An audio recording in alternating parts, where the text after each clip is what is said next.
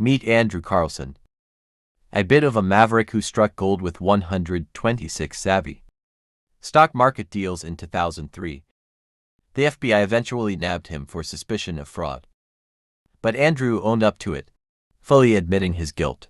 However, according to this remarkable man, his insider trading was only needed because he came from the future and wanted to make money by predicting stock market surges. The only reason why he didn't get a one-way ticket to the loony bin was his first investment of $800. In just 2 weeks, he spun that into a whopping $350 million apparently. One insider tip isn't enough for this wild success. Moreover, in exchange for a lighter sentence, Andrew offered the recipe for AIDS medication. That wasn't even around back then. But here's the twist. There was an unknown benefactor who posted bail, and after that, Andrew Carlson pretty much just vanished into thin air. Besides, there was no information about him in records before his arrest. The story caught the attention of publications worldwide, including The Times and The Guardian. However, the original source of the story was a section of entertainment news and gossip on the Weekly World News website. It seems someone decided to pass off fiction as reality. But this isn't the only time travel yarn out there. We'll dive into them all, weighing them on the believability scale. Which time travel stories were just flights of fancy, and which could actually be the real thing. In this video, you'll find out who invented a time machine to capture the crucifixion of Christ on film. How did an entire passenger plane teleport through time? Which time experiments turned out to be dangerous for humanity? And finally, which time travel stories can blow your mind? Because they are eerily close to the truth, some possible time travelers didn't really try to blend into another era. Check out this clip from Charlie Chaplin's movie The Circus. If you see that lady chatting on what looks like a cell phone, don't worry, you're not alone. It was back in 1928 when the film was made, way before mobile phones were even a thing. The first actual mobile phone came about 55 years later, courtesy of Motorola. But in The Circus, you can clearly see this woman talking while holding on to something rectangular. That's why some people think she might just be a visitor from the future. The mysterious lady may have come back to drop us some kind of a signal, or perhaps she's just a regular grandma going over her grocery list and holding one of those hearing aids they had at the time. Still, there were things resembling mobile phones even before cinema came into play. A 17th century artist once portrayed a girl holding what suspiciously looks like an iPhone. Maybe she was going to take a picture of her bestie with a pop for some kind of medieval Instagram. Alright, I know it sounds silly, but the following story is much more confusing, trust me. In a snap from 1941, even a kid can spot the mismatch. Amidst the crowd gathered for the Southward Bridge, totally clueless about the formal dress code, instead of the regular suits and hats of the time.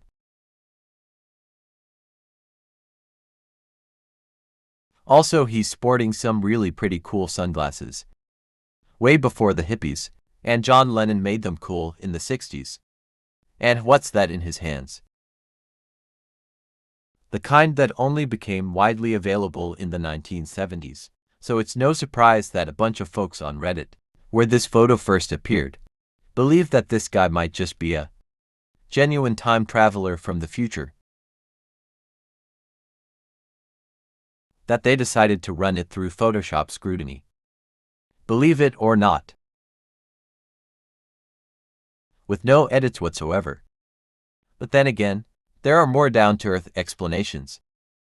For example, that shirt might well be a sweater with the emblem of the then popular hockey team, called the Montreal Maroons. As for the portable camera in the guy's hands, it's a rare Kodak 35 model from 1938.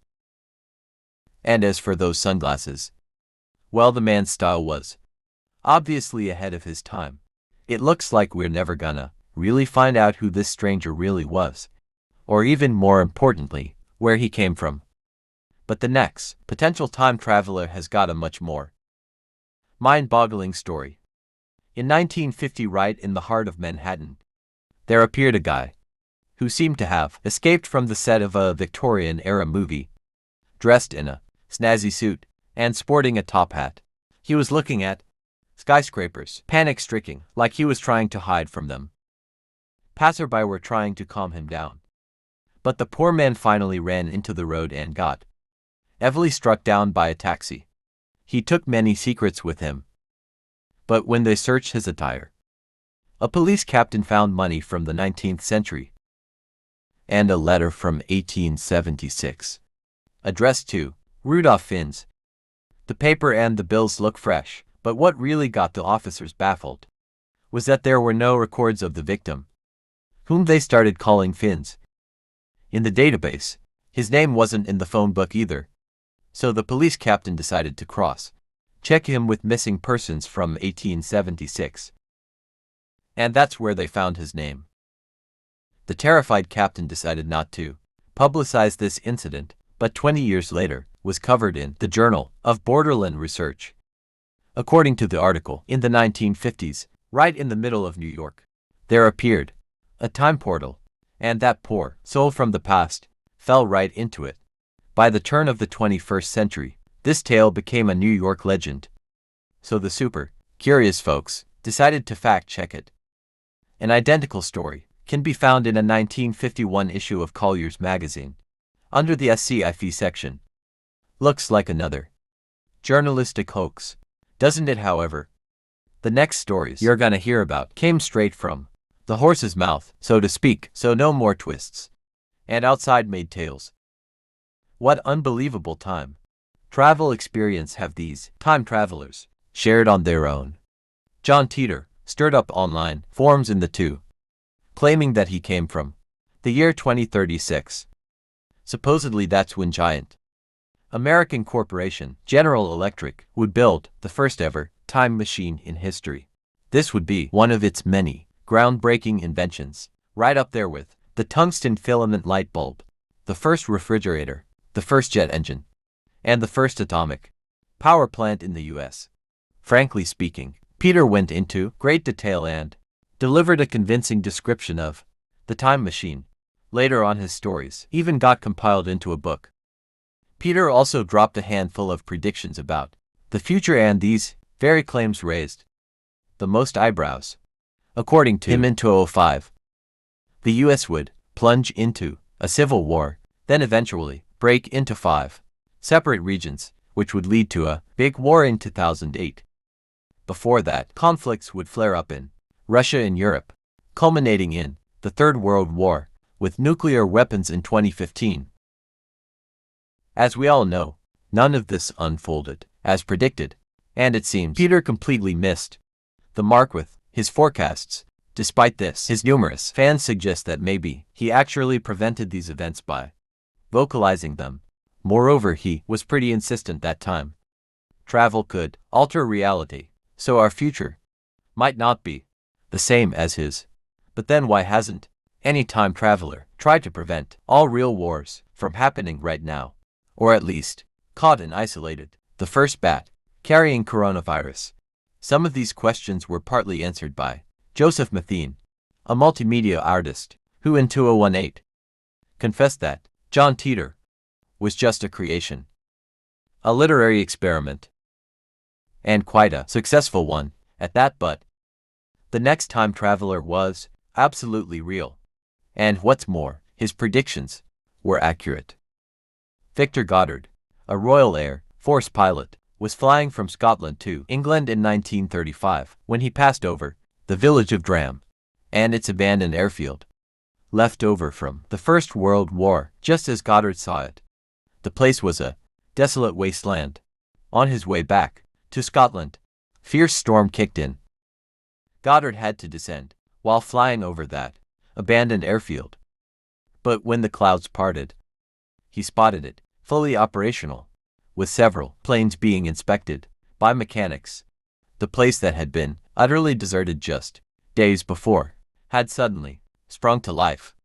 However, in an instant, the pilot flew into thick clouds Again the storm grew stronger by the minute, but he managed to make it home safely.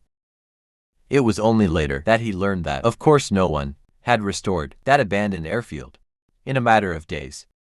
So what then did Godard see? What's surprising is that, -1 years after this, they indeed the airfield in Dram. Godard believes he accidentally stumbled upon a time loop and briefly caught a glimpse of the future. But is that even possible? According to Albert Einstein's theory of relativity, time can stretch and shrink, forming what's known as a wormhole. It's hard to tell whether Godard stumbled into one of these. We only know that this memorable occasion haunted the pilot for years, until he finally wrote a book about it. And he's not the only author who's gone into detail about their time travel experiences. At the dawn of the 20th century, two French scientists, Charlotte Moberly and Eleanor Jourdain, got lost in the territory of the Palace of Versailles, occupying 8 square kilometers with each wrong turn. They felt increasingly dizzy. Base seemed to flatten, until people in attire from 2 centuries ago started appearing out of nowhere. They spoke with a weird accent, staring at Moberly and Jourdain as if they had come not from another city, but from another world. Upon finding their way back, the scientists checked if any celebrations had taken place at the Versailles grounds. It turned out that the area where the ladies had strayed was off limits for visits for a week. The women kept quiet about this adventure, fearing to share their thoughts, even with each other, to avoid seeming completely insane. Eventually they began describing everything in memoirs, which culminated in the publication of a book, all done anonymously. Many believe that Moberly and Jourdain experienced a real-time travel journey. Still, skeptics questioned the story, suggesting it could have been hallucinations or even a complete fabrication. But if the women sought fame, why not publish this tale under their own names? This remains a puzzle. Nonetheless, evidence points to some people contacting different eras, not accidentally. What if there are technologies to peek into the past or future? Some researchers believe that the French oracle Nostradamus, in his verses, could have foreseen the Great London Fire, Napoleon Bonaparte's rise to power, and even the tragic events of September 11, 2001, all thanks to using a mysterious capsule that presumably allowed him to see into the future. Since so much time has passed, delving deeper into this legend proves challenging, although there is a much more recent case. During the 20th century, Father Pellegrino Ernetti, who served in the Vatican, assembled 12 scientists to construct a time machine and verify the authenticity of biblical events. Among them was the renowned physicist Enrico Fermi. He was a leading scientist to work on developing the atomic bomb and was the author of 14 patented inventions. Apparently this wonder device was also made partly by Wernher von Braun, the father of the American space program, whose efforts made the first moon landing a reality. And who knows, maybe there were also other landings on other space objects. In the 1960s, Father Ernetti admitted to his friend and fellow priest, Francois Brunet, that they'd succeeded in creating the chronovisor, a machine that let them appear in the past, if not travel through time. This thing resembled a TV set, although its antennas captured not evening shows, but the light and sound waves of the past. On its screen, Ernetti could see and even record events that took place hundreds and thousands of years ago. Naturally, the potential of such an invention could pose a threat to society. That's why the chronovisor became one of the Vatican's most closely guarded secrets. Only a chosen few were permitted to use it. However, Ernetti obviously found it hard to keep hiding what he'd seen in the chronovisor. In 1972, a newspaper article appeared saying that Vatican priests had supposedly watched the crucifixion of Christ. This revelation shook the entirety of Italy. Many people believed Ernetti, as he named highly prominent scientists of the time who were involved in the experiment. Officially, the Vatican tried to deny it all, but society's curiosity remained unabated over the years. So, 16 years later, in an attempt to dispel the rumors, the Vatican issued a decree that anyone using a time machine would be excommunicated from the church. Yet this move only fueled suspicions. Why ban the use of the chronovisor if, according to their own words, just didn't exist? Moreover, until the end of his life, Brunetti himself insisted that the Vatican secretly employed the chronovisor for its own purposes. Sounds plausible, considering the number of real secrets within the Catholic Church. However, none of the scientists mentioned by Brunetti confirmed their involvement with the time machine, though they also did not openly deny it. But then again, the photo of the crucified Jesus that Brunetti presented as evidence turned out to be a forgery. But then again, experiments with creating time machines were definitely conducted.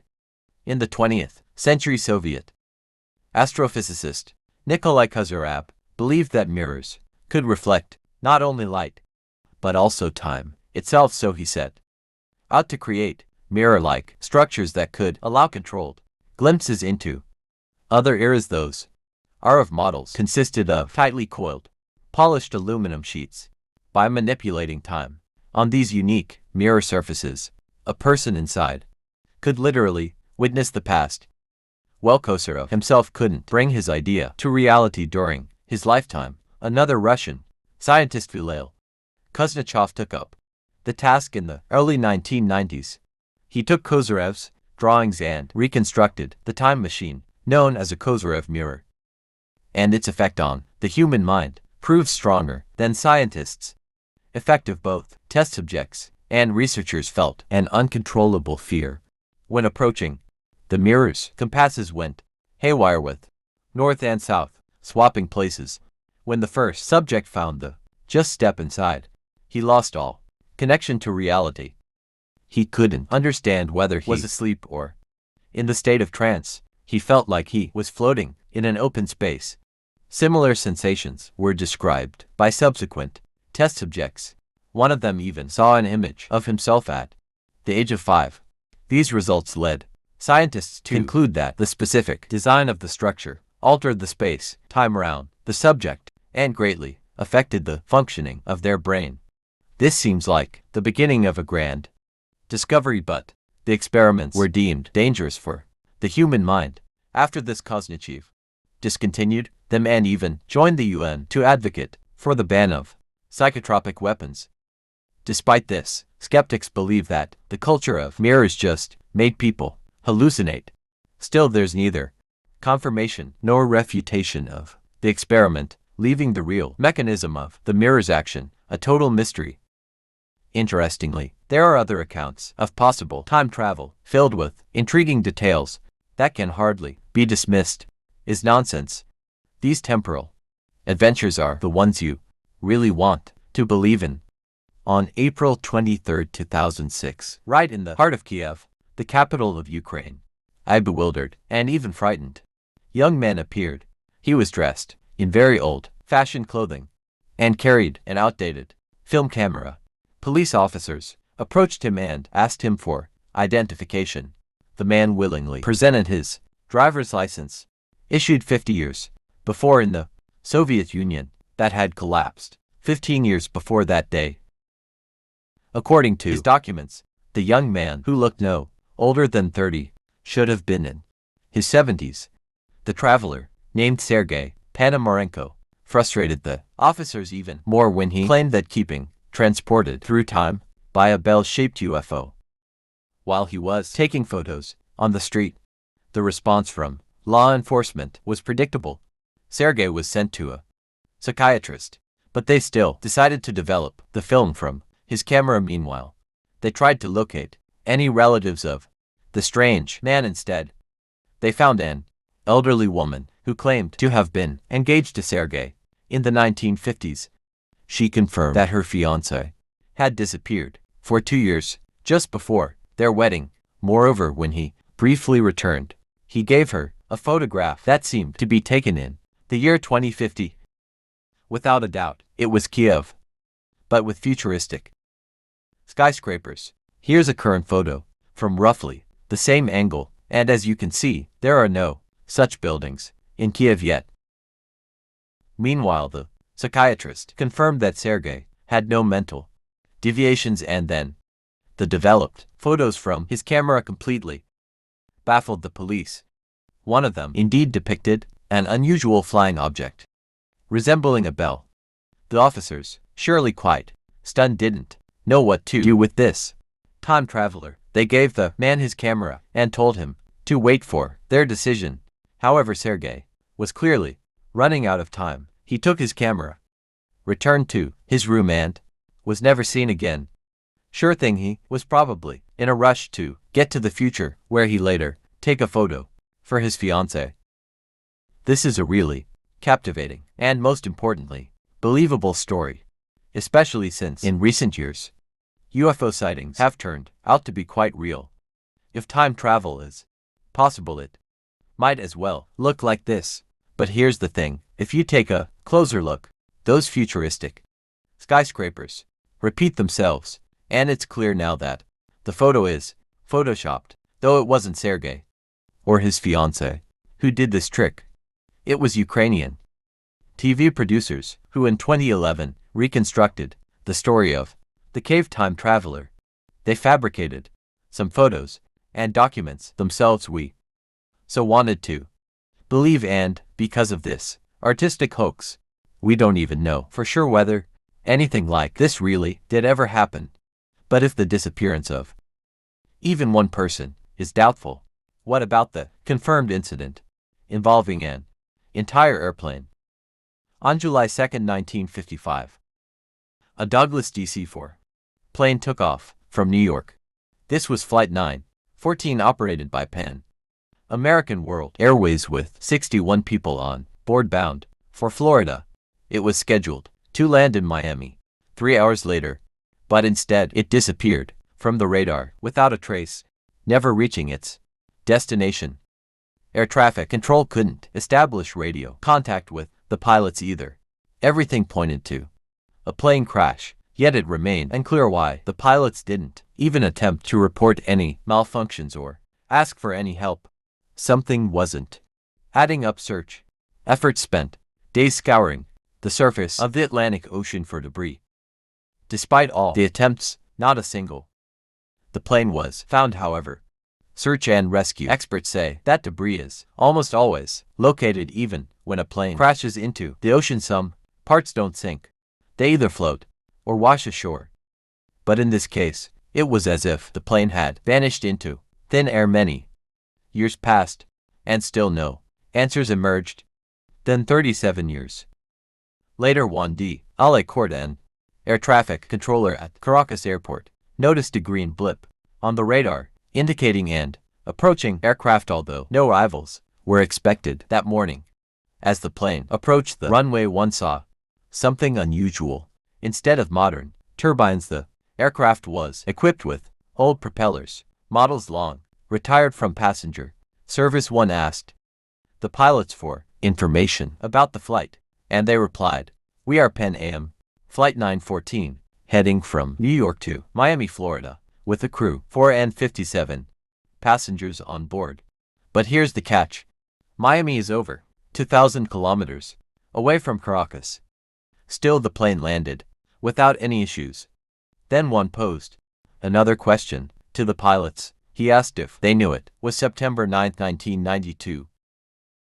It hit them like a shockwave. Panic struck both pilots, and without permission they started the engines again, taxied to the runway, and took off into the skies. After that they were never seen again. Could it be a ghost plane appearing every 37 years? If so, we'll find out in 2029. In fact, the unexplained disappearance of Flight 914 is absolute truth, but the second part of the story has never been confirmed or debunked. So, what do you think? Could these accounts of time travel just be a reflection of our desire to believe in them, despite everything? Well, if you've ever traveled on modern airliners, you've technically experienced time travel. According to Albert Einstein's theory of relativity, objects moving at high speeds warp time. If a spacecraft approaches the speed of light, only an hour might pass on board. Well, on Earth, it could be 100 years or more. Of course, modern jets are much slower, yet the effect works just the same. Generally speaking, after each flight, the passengers have effectively jumped into the future, even though it's just a few billions of a second. So, if you ever had the chance to travel through time for real, where would you want to go first? Please let me know in the comments.